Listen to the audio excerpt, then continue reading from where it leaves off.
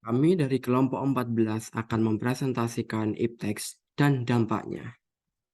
Pertama-tama kami akan memperkenalkan diri. Perkenalkan, nama saya Garan Panji Sutejo dengan NIM 22014-22065 dengan dosen pengampu Pak Murdani. Saya Kaisa Linggakusuma Dewi dengan NIM 22014-22067 dengan dosen pengampu Pak Mudani. Teknologi 5G di bidang komunikasi. Teknologi 5G adalah teknologi jaringan seluler terbaru yang memberikan kecepatan internet yang lebih cepat, latensi yang lebih rendah, dan kemampuan untuk menghubungkan lebih banyak perangkat daripada teknologi 4G.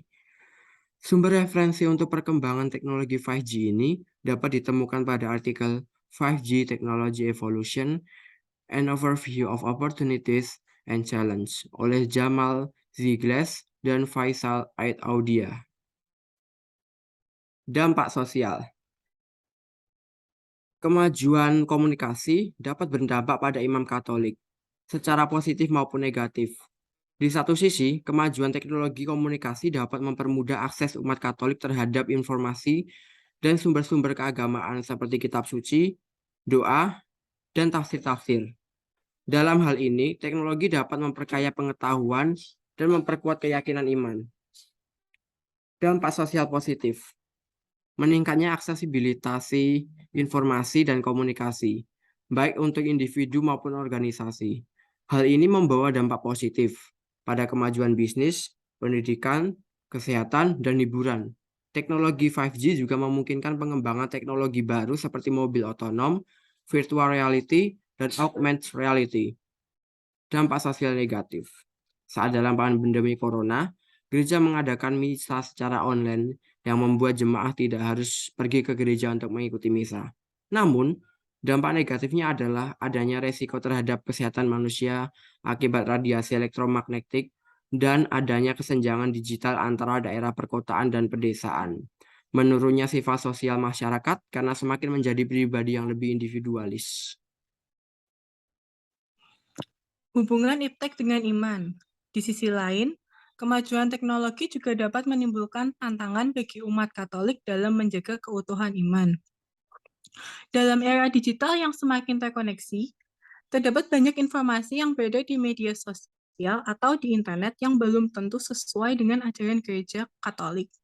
Oleh karena itu, umat Katolik perlu mampu memilah dan memilih informasi yang sesuai dengan ajaran gereja. Selain itu, kemajuan teknologi juga dapat mempengaruhi cara umat Katolik beribadah. Sebagai contoh, penggunaan perangkat teknologi seperti smartphone atau tablet saat beribadah di gereja dapat mengalihkan perhatian dari ritus-ritus keagamaan yang sedang dilakukan.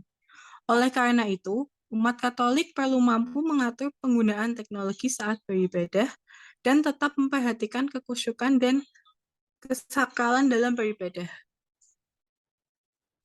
Upaya gereja dan mahasiswa. Upaya gereja adalah sebagai berikut.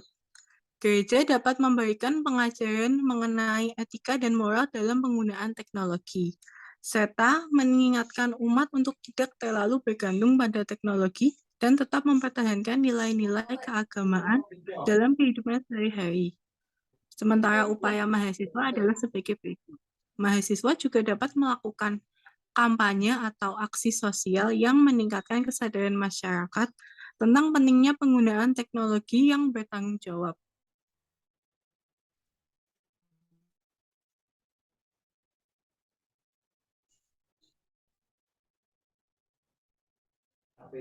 Sekian presentasi dari kelompok kami. Selebihnya mohon maaf. Terima kasih. Terima kasih.